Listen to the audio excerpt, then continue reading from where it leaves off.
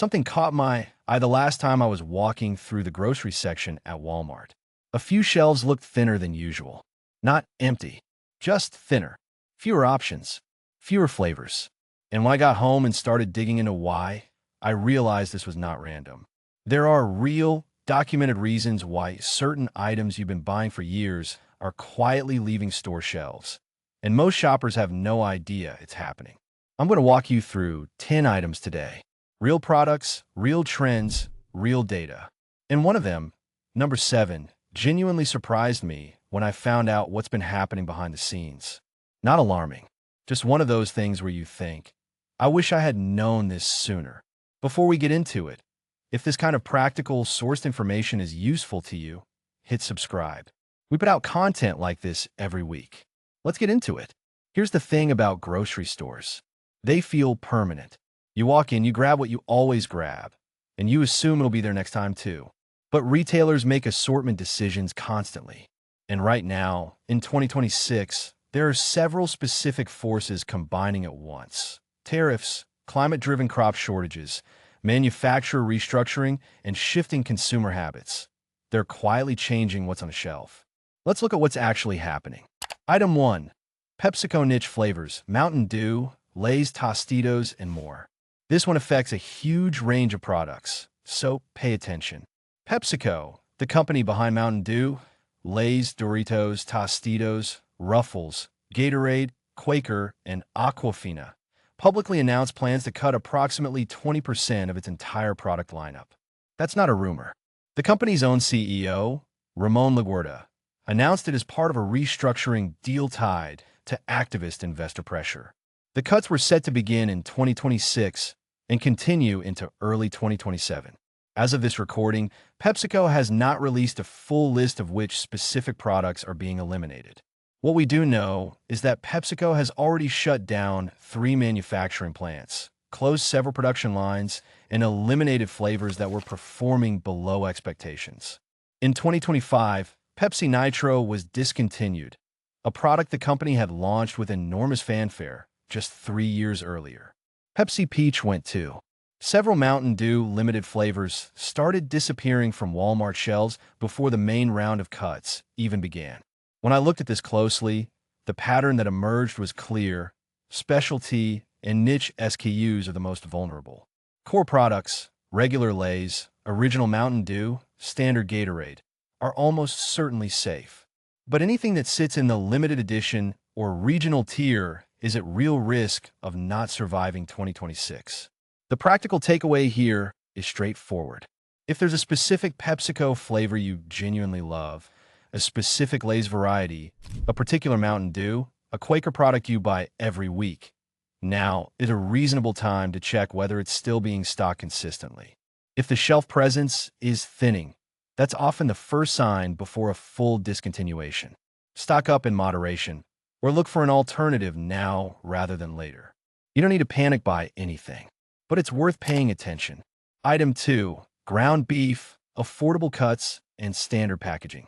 Ground beef is one of the most direct examples of how real-world supply issues translate to the grocery aisle. NPR tracked 114 items at a Walmart superstore in December 2025. Ground beef had risen in price by 30% compared to the prior year, and Walmart's own response to this was telling.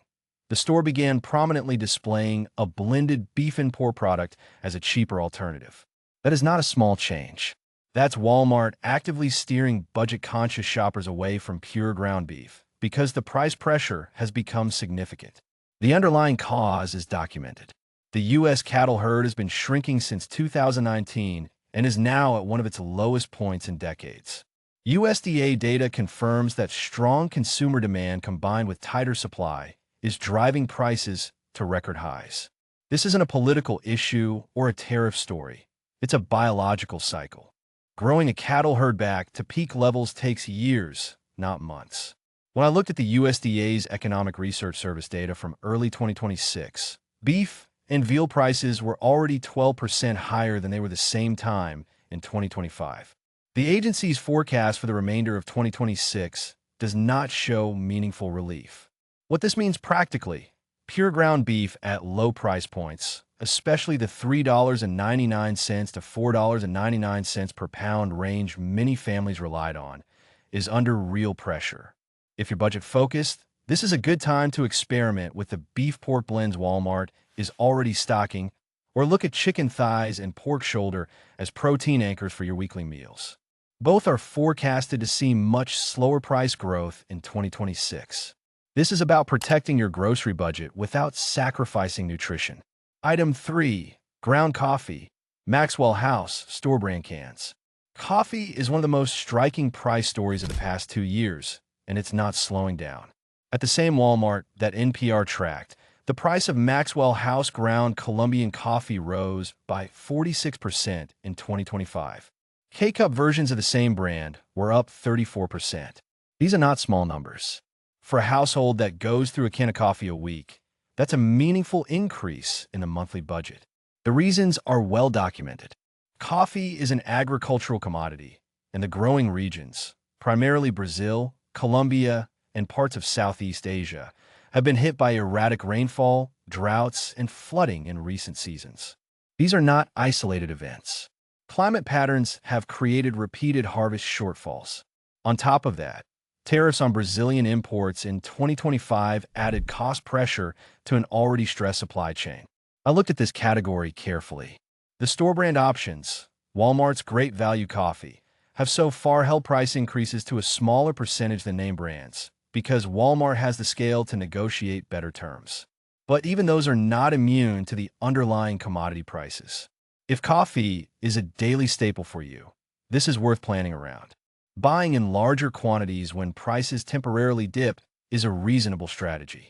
Ground coffee stores well in an airtight container for several months.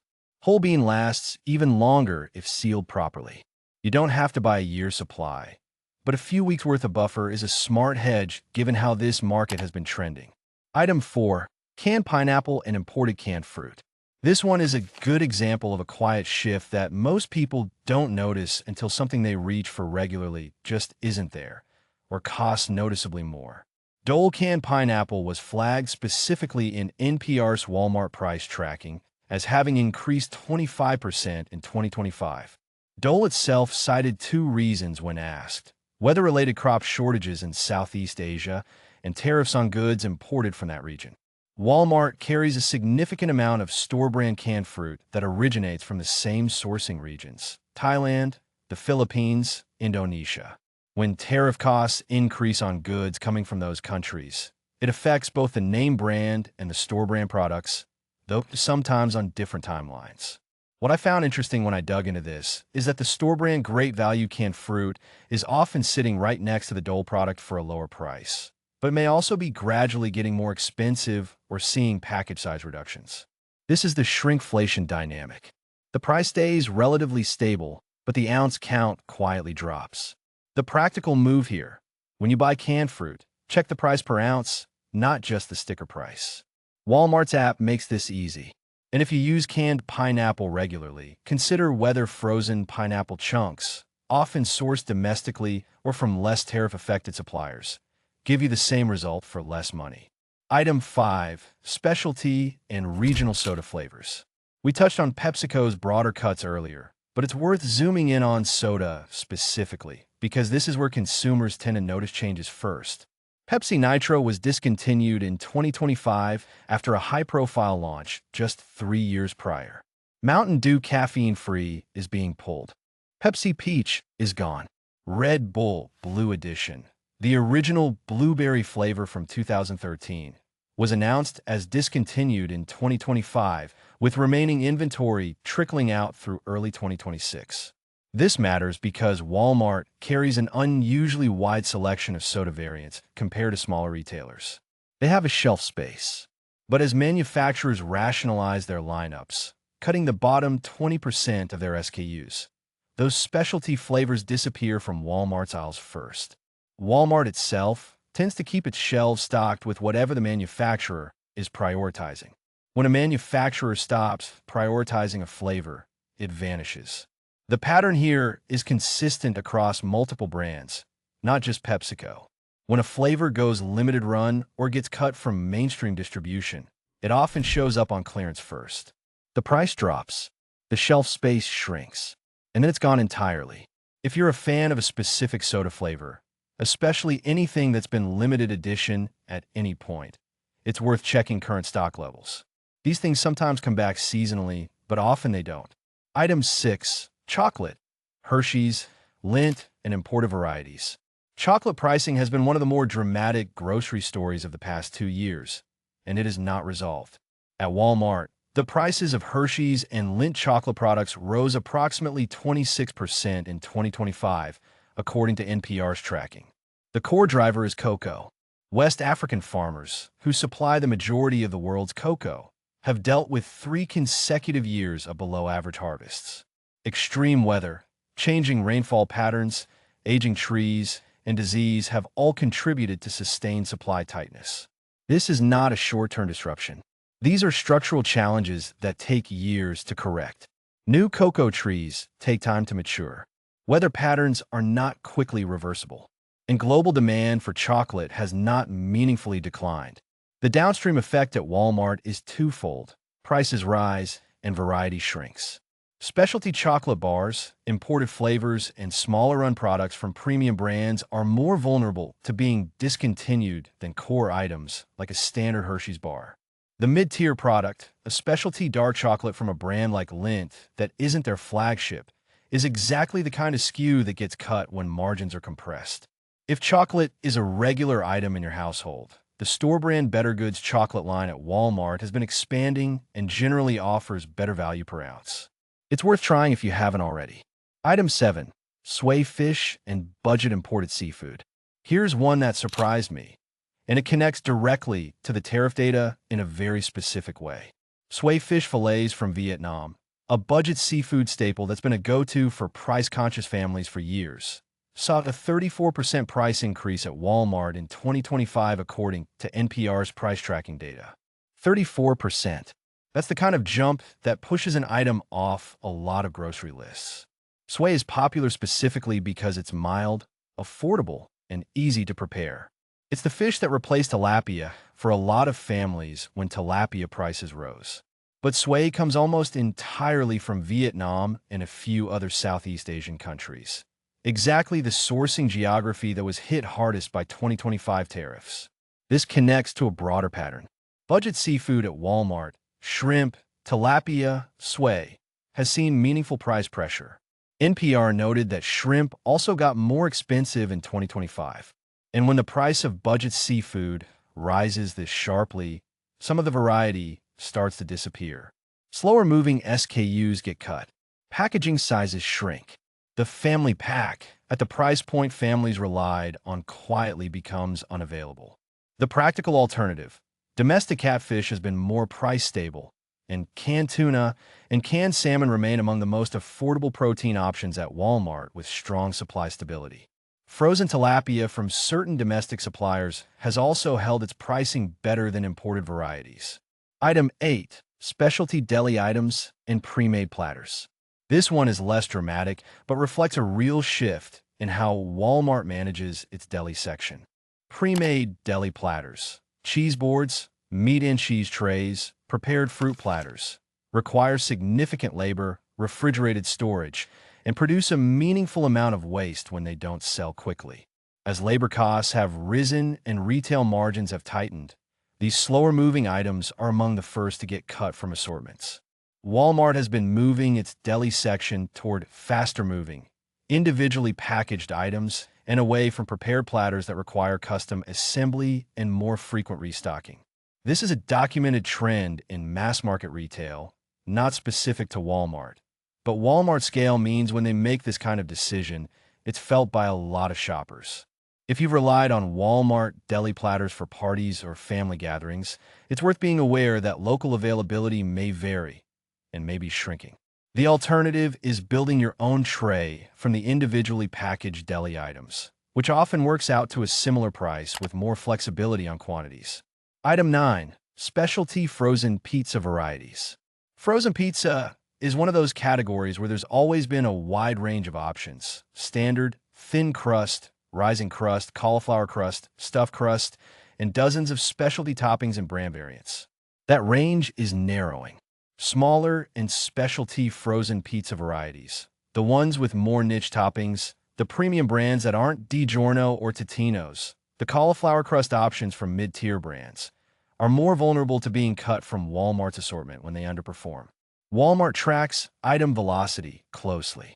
If a product isn't turning fast enough relative to the shelf space it occupies, it gets replaced with something that does. Walmart's own Great Value frozen pizza line has been expanded in recent years, which is partly a result of this rationalization. Store brands move reliably. National brands with niche variations don't. As the grocery environment gets more cost-pressured for consumers, they migrate toward value options, and that shrinks the volume for the specialty SKUs even further. If you have a specific frozen pizza you love, especially one from a smaller brand or with an unusual topping combination, it's worth stocking up when you see it. These are exactly the kinds of items that disappear with little warning. Item 10. Shrinkflation items. What you're getting less of without knowing. This last one is technically not a discontinuation, but it is something disappearing. The amount of product in the package. NPR's December 2025 tracking found a clear case at Walmart, Tide laundry detergent. In 2022, a standard bottle contained 100 ounces. By 2024, it had shrunk to 84 ounces. By December 2025, it was down to 80 ounces. The label throughout this entire process promised 64 loads, but the amount of liquid delivering those loads kept declining. Procter & Gamble attributed the change to a reformulation with more active cleaning ingredients. Whether you accept that explanation or not, the math is straightforward. You are getting less product per package than you were 3 years ago. The same dynamic applies to groceries. A box of cookies in San Jose was tracked going from 12 ounces to 9.2 ounces, while the price dropped from $5.29 to $4.29. Looks like a discount, but the per unit price actually went up. That's shrinkflation in its clearest form. The practical response to this is simple. Stop comparing price labels and start comparing price per ounce labels. Walmart displays unit pricing on shelf tags. Use it. When you see a price that seems stable or slightly lower, check whether the package size changed. That one habit protects your budget more consistently than almost anything else. Economists and consumer researchers have documented this pattern is accelerating in periods of cost pressure. Companies absorb cost increases through package size reduction before raising prices outright, because consumers notice a price increase immediately but often don't notice a smaller package for weeks or months. So here's the pattern behind everything we just covered. Walmart shelves aren't changing randomly. They're responding to a specific set of forces that all converged in 2025 and are continuing into 2026. Climate-driven agricultural shortfalls hitting coffee, cocoa, and imported fruit. Tariff pressures affecting Southeast Asian imports like seafood and canned goods. Manufacturer restructuring cutting 20% of PepsiCo's lineup. And ongoing cost pressure causing shrinkflation across dozens of categories. None of this is catastrophic. Walmart will always have food. The shelves will be stocked. But what's on those shelves is changing, and the options at familiar price points are narrowing in specific categories. The shoppers who navigate this best are the ones who stay informed, check unit pricing consistently, build small buffers on the items they use most, and are willing to substitute when the value proposition shifts. That's not hoarding. That's just being a smart consumer in the environment we're actually in. Most people will look back 6 months from now and notice prices on something they love went up, or the product is just gone. You now have a head start on that. If this was useful, hit the subscribe button. Every week we go through this kind of sourced, practical content. No hype, just information that actually helps you make smarter decisions at the store. Drop a comment below and let me know. Which of these items surprised you most? I read every one of them. See you in the next one.